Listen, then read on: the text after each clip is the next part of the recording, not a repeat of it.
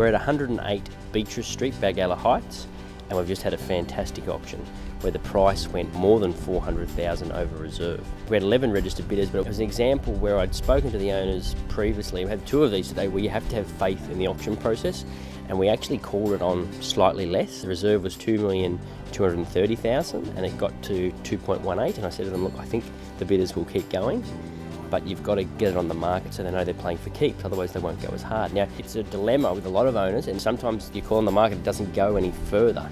But often, once the buyers know they're playing for keeps, and if they're going to let it go, they won't go any higher or pay any more later anyway. So I sort of said, if it's close, I might recommend it, generally speaking, not always, is to call on the market, which we did today. We said if someone bids to 2.2, we'll call it on the market $30,000 less than what the owners were looking for, which meant if no one else bid, the property was selling at 2.2.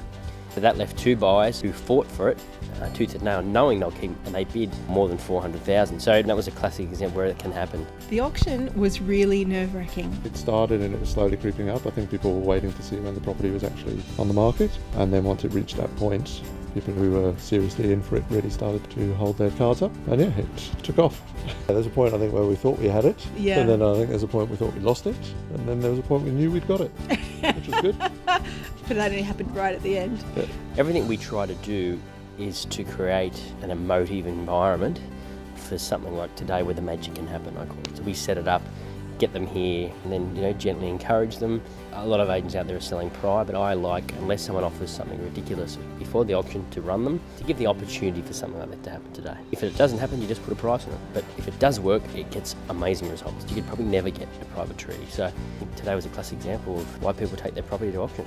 Throughout the process leading up in the campaign, Adam and Blake were always available to talk things through. They weren't overly pushy. They checked in, but quite calm and easy.